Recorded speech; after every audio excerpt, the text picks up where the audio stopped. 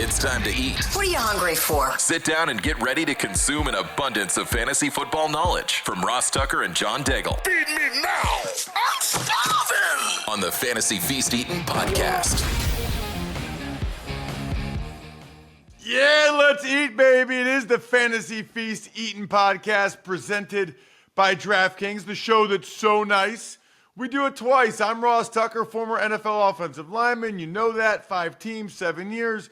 Now I'm a broadcaster. Only one game this weekend. However, it'll be in the booth for the Ravens and the Browns, which we already talked about in episode 1. Hopefully everybody listening or watching youtube.com/Ross Tucker NFL recognizes that we split up the Fantasy Feast each week into 2 episodes, make them a little bit more digestible before we get into every single game.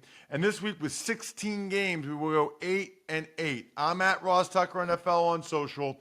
We're at Ross Tucker Pod. You can always check us out at youtube.com/Ross Tucker NFL. Greatly appreciate those of you that rate and review the show.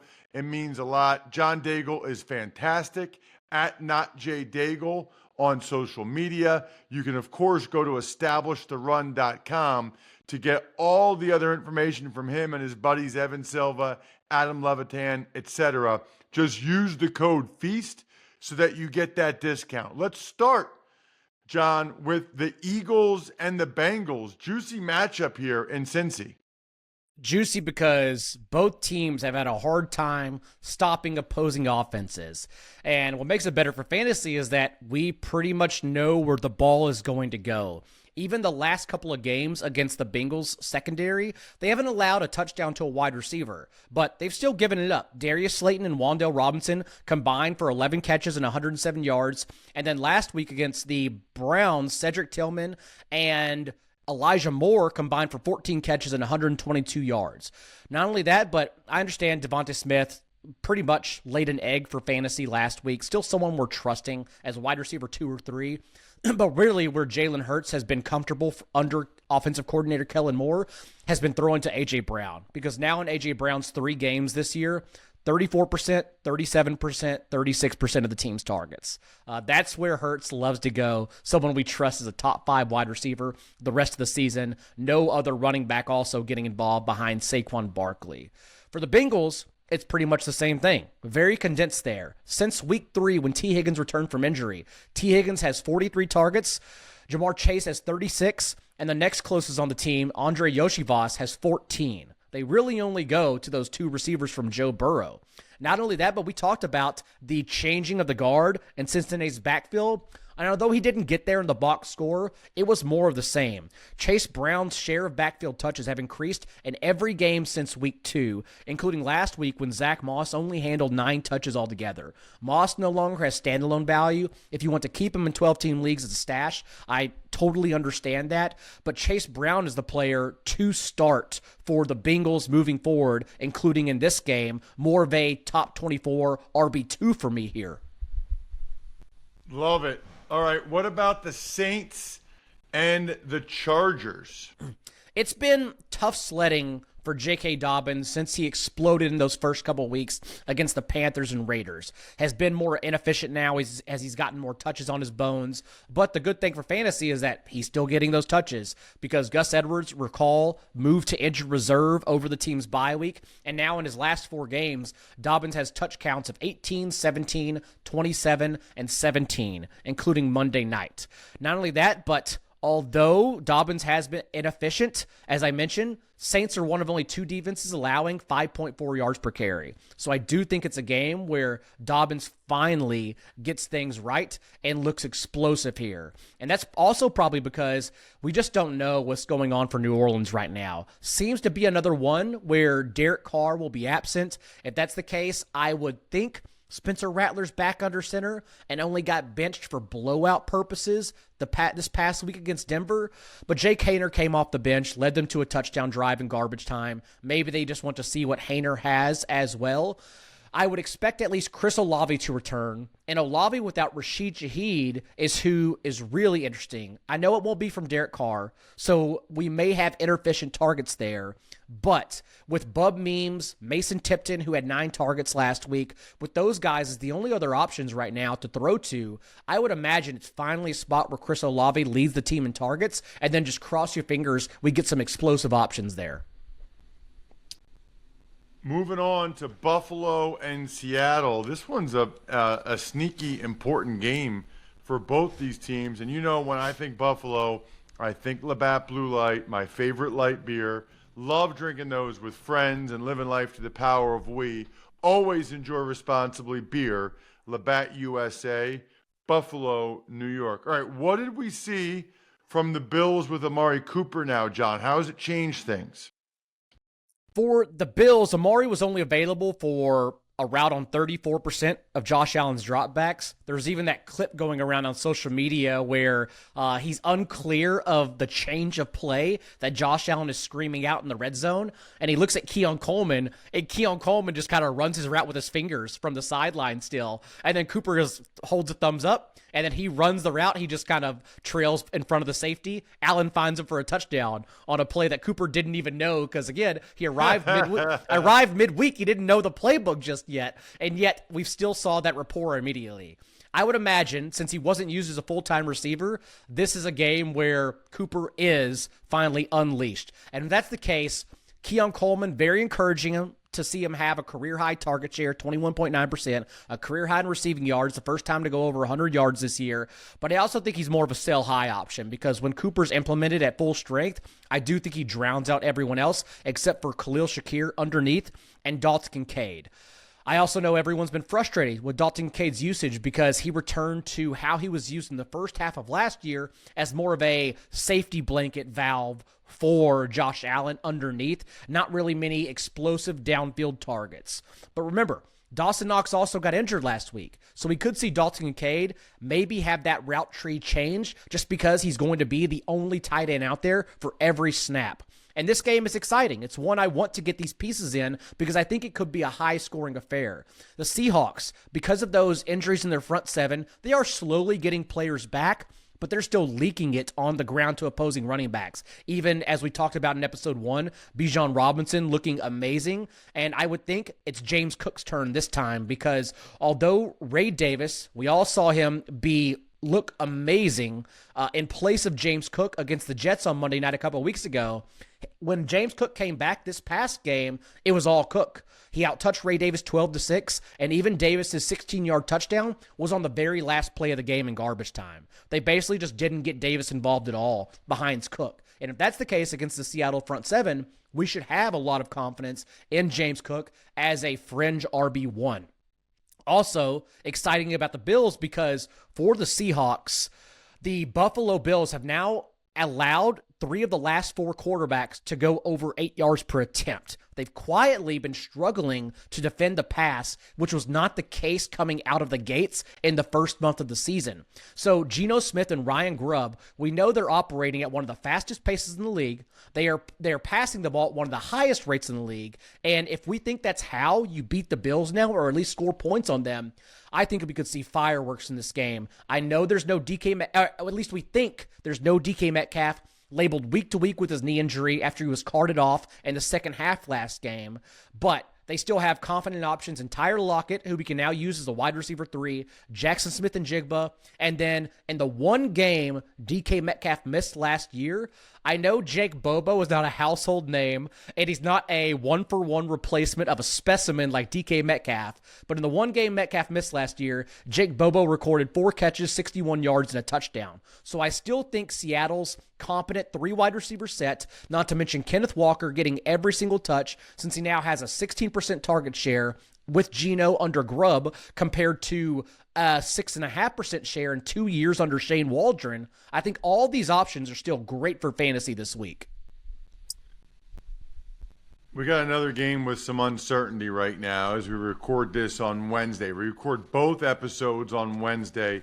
Drop the first one right away. Drop the second one shortly after midnight, Thursday mornings. It's the Bears and the Commanders. Little uncertainty revolving the quarterback situation in Washington, John. Unfortunately, yes, but Marcus Mariota, although it was against the Panthers, still came in and drove the offense with ease down the field. Double-digit carries, similar to the same playbook that Jaden Daniels uses under Cliff Kingsbury, and then 2 passing touchdowns, over 200 yards. Not to mention, this Bears defense is a frightening one, no matter who they're playing. Even Kingsbury right now, who has all the answers for whatever you throw at him. But in the 2 games against mobile quarterbacks the Bears have played this year, Anthony Richardson, Will Levis, they did allow 36 and 24 rushing yards to those 2 guys. So a little bit of faith, at least, for a high floor from Mariota if he's the one under center. Jaden Daniels, you're not benching anyhow, may just be matchup proof. If Mariota is under center, my only concern would be that no one gets there outside of Terry McLaurin, not even Zach Ertz, who we saw just doesn't age at all. Another 40 yards and a touchdown last week. Noah Brown a couple weeks ago led the team in targets, but then trickled down to just 1 last week because, again, it was more of a rushing attack that allowed the Commanders to score 40 points. But for Mariota, I think McLaurin's the only one to trust here. For the Bears, it's exciting because it's the first time we get to see them since their last 3 games before their bye, when Caleb Williams completed 74% of his passes for 7 touchdowns and 1 pick. And they really began humming and getting both Keenan Allen and DJ Moore heavily involved. Also, DeAndre Swift, remember, before the bye as well, 3 consecutive games with at least 21 touches for that backfield.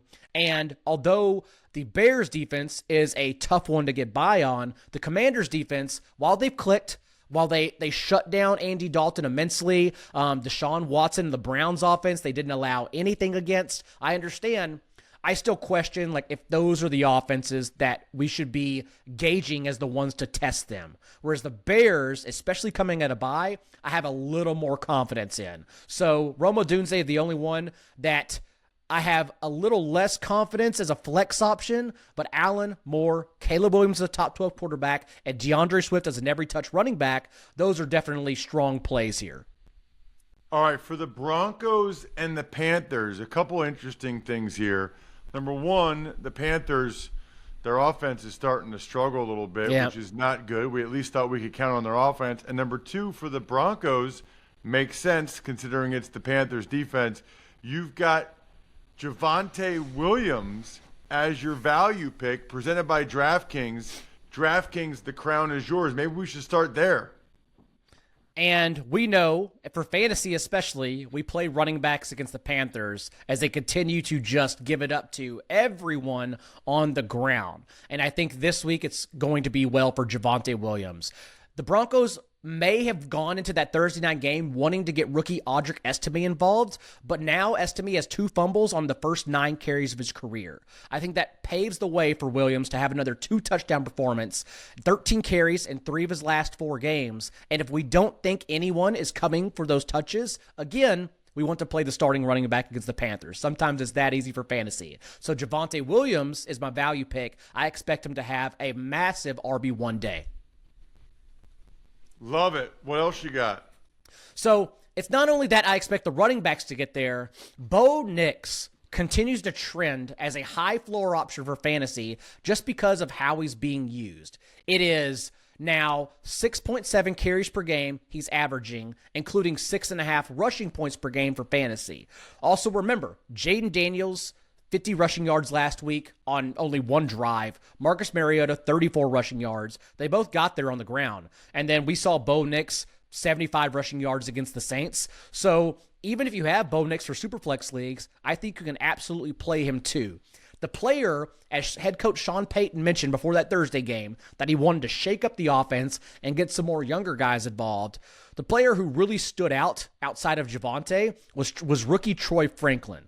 Obviously, Bo Nix's teammate back at Oregon, and it was Franklin who popped for a team-high 20% target share. So Franklin may be someone to sneak on our rosters in 12, 14-team leagues, just in case he's still going to continue running from 2 wide receiver sets alongside Cortland Sutton.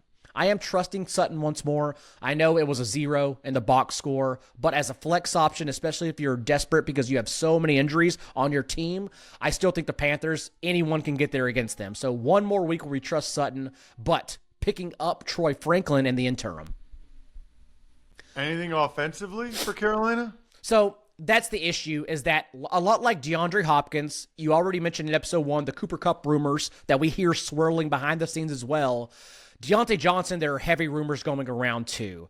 Not only that, but remember, Pat Surtain, when he's been on the field, has not allowed a single receiver to go over 50 receiving yards against him. So it's a really tough spot for Deontay Johnson. I'm still going to start him as a wide receiver 3 for fantasy, but does he even have the floor in this game? I honestly just don't know. Behind him, rookie Xavier Legette has made 4 starts with Andy Dalton now, and without Adam Thielen. And one of those games, remember, he left with a shoulder injury. But around that, has at least recorded a double-digit target share in the other 3 games. I don't necessarily want to start Legette in this one, but I will say for fantasy purposes, we record these shows Wednesday morning, as you said. Not a lot of people get to then involve the waiver discussions we have since waivers run on some particular sites on Tuesday night. I will say I know Legette and rookie Jalen Coker, who has usurped Jonathan Mingo in 3 wide receiver sets. I know those 2 guys are out there. And if that's the case, and we think Deontay Johnson gets traded, I will say that if you have the room to stash them, not even play them this week, but I would stash Legette and Jalen Coker just in case Deontay's gone by next week.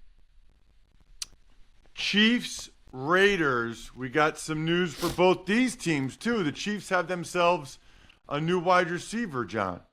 And I wonder if the Juju Smith-Schuster hamstring injury really got the Chiefs more interested in adding anyone as a possession guy from the slot. Juju's already been ruled out for Week 8. Did pop up, we saw on Monday night with that 100 receiving yards, but we just don't know when we're going to see him again, and they can't just keep losing bodies left and right. No idea if Hopkins is going to play in Week 8, but I think it's pretty easy to step back, a lot like we did with the Amari Cooper analysis, and say, okay, like regardless of what he's done to this point, sometimes it's as easy as Amari Cooper's going to play football with Josh Allen. Sometimes it's as easy as DeAndre Hopkins is going to play football with Patrick Mahomes. So if you have Hopkins in fantasy, something to be really excited about. Beyond him, though, as we continue attacking the Raiders' front 7 with running backs, we've seen them really get comfortable with Kareem Hunt. 28 and 24 touches now in his last 2 games. So efficient, so much so that I think they can probably take their time in bringing Isaiah Pacheco back from injured reserve. Pacheco was trending towards a week 11-12 return. I bet it gets pushed back a little bit. And so for fantasy purposes, continue having all the confidence in the world in Kareem Hunt, especially in this game. It's still a little tougher for Patrick Mahomes. We mentioned the stat last week, and now we're going on 11 consecutive performances where he hasn't been a top 12 quarterback, which seems insane. It makes my job harder when I have to tell you the best quarterback on the face of the planet is actually not good in fantasy. It seems like we should somehow get those scoring formats like a little bit closer to normal. But yes, Patrick Mahomes is a tough start. I would actually probably prefer Drake May, Geno Smith, wherever you have those options on your waiver wires. For the Raiders, it's also ugly, Ross. It's just tough to get anyone there. As we talked about earlier, Gardner Minshew came off the bench. Aiden O'Connell now injured reserve, out the next 4 to 6 weeks with a finger injury. And Gardner Minshew has just lost all the confidence since he was benched. 5 interceptions now the last couple of weeks. Has really struggling to even hit open wide receivers. And so, really, although DJ Turner, Trey Tucker have filled in, and they, on the surface, have a lot of targets, 8 and 7 between them for Minshew, the only player to trust is Brock Bowers. Bowers, who may even be trending towards the tight end 1 the rest of the season for fantasy. 12, 10, and 14 targets in his last 3 games, who is really becoming both quarterback and matchup proof in terms of fantasy football. So Brock Bowers really the only guy to trust for Las Vegas right now. Okay, let's get to Sunday Night Football. More news, John. We've got the Cowboys and the Niners. The Niners will be without Brandon Ayuk the rest of the season. Deebo Samuel is out of the hospital. I don't know what that means quite yet for his status Sunday night. And remember, Juwan Jennings, 3 consecutive DNPs ahead of Week 7 with a hip injury. We don't know if he'll play either. The Kyle Shanahan mentioned that he's quote-unquote hopeful that he'll have Jennings back, and if so, he's my favorite pickup among 49ers wide receivers. If not, though, somehow in Week 8, the 49ers, despite all this elite talent they began the season with, could be rolling out Ricky Pearsall and Jacob Cohen 2 rookies, and 2 wide receiver sets. George Kittle also day-to-day right now. I think he plays. We'll wait and see. For Pearsall, though, the number 31 overall pick in this year's draft, who the 49ers moved up for, I do think he's interesting regardless of Jennings' availability and someone I still want to have on my roster. 17 yards per touch with 5 career rushing scores in the SEC. And that's the real SEC, not the fake one with all the new teams now. And then usually, like when I talk about college players, whenever I'm doing it in the offseason, I like to see what they do in the biggest games against like the best ranked teams. And Pearsall did have 6 catches for 99 yards against number 1 ranked Georgia as well. Last week in his very first game off injured reserve, he had to lead the team in routes run because, again, they lost everyone, including Debo mid-game, and he earned a 16% target share. So Pearsall is someone I'm really excited about. Again, check on Jennings' availability throughout the week as well. And then I was encouraged also about Jordan Mason when he was questionable for that game with a shoulder injury. Even then, 14 carries in an otherwise impossible spot against the Chiefs front 7 that's similar to Baltimore, just shut down opposing running games.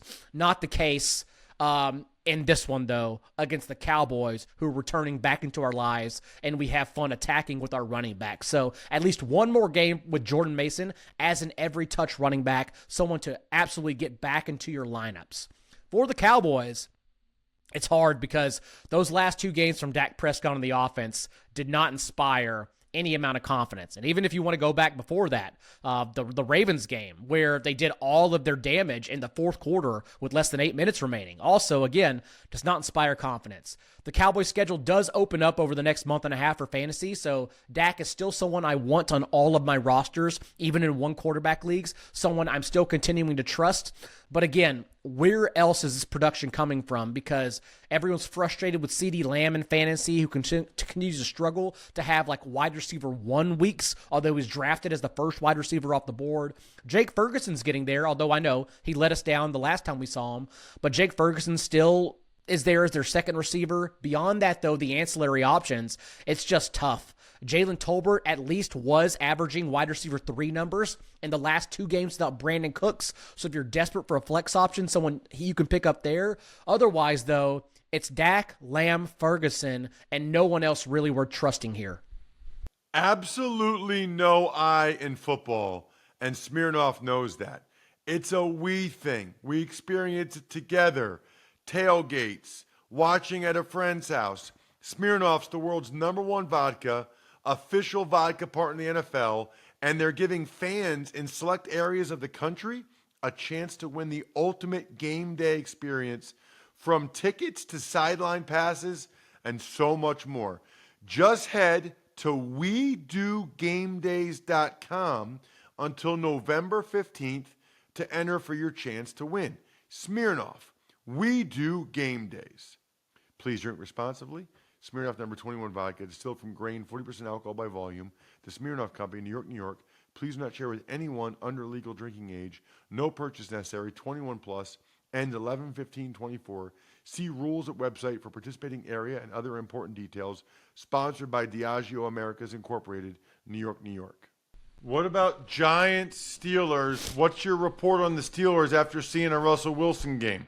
You and I both questioned the move. And to be fair, everyone questioned the move. Tomlin even had to go in front of media, and he took all the blame, credit, whatever it was. He said, like, no, this is on me. This is a decision I'm making solely as a coach, and you can put it all on me if it goes wrong. But the fact is, and I think the terminology he used was, I've seen Russell Wilson in practice, and we just need to know what we have. And he even mentioned that if he were to go back to Justin Fields would be the starter for the rest of the year, that it wouldn't be second-guessing himself. But he said he needed to know what he had in Russell Wilson. And what he had in Russell Wilson was, after the first quarter at least, as Russ got warmed up, pretty fun. It was pretty great performance, honestly. At least I thought. Would love to get your take too. But Russ completed 5 of 7 passes on throws 10 yards deep for 155 yards. Not only that, but even giving them a chance under pressure, whereas that's where Justin Fields struggled.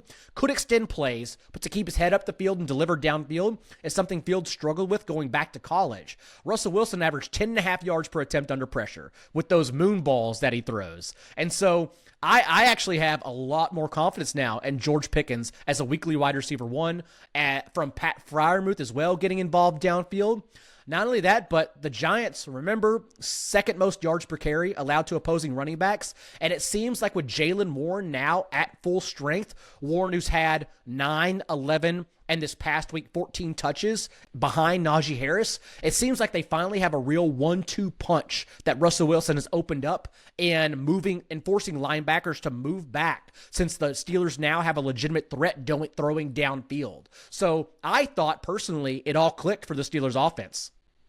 Yeah, I love the comment about the 1-2 punch, and definitely Russell Wilson.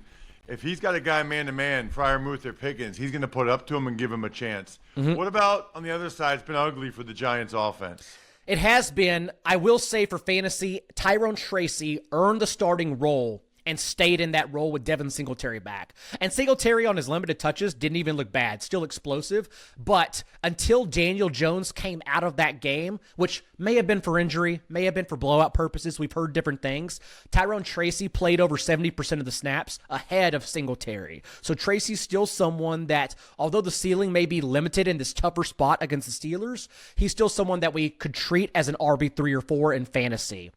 Also for Malik Neighbors, it's a real question about what to do with him, because without Andrew Thomas, we also saw Daniel Jones and the offensive line really struggle. So Neighbors, leading the league in target share prior to this past week, has more of a floor game as a wide receiver 2 this week as well. Maybe it's someone you start dangling out there for fantasy and just say, if I can get the best return possible for Neighbors, I will trade him. Otherwise, he's the one player to trust in this offense around Tyrone Tracy. Great stuff, John. I am stuffed. We're done. Thanks for tuning in to Fantasy Feast. Make sure to also check out the Ross Tucker Football Podcast, Even Money, and College Draft, all on the DraftKings Network, YouTube, or subscribe to the podcasts on your favorite platform.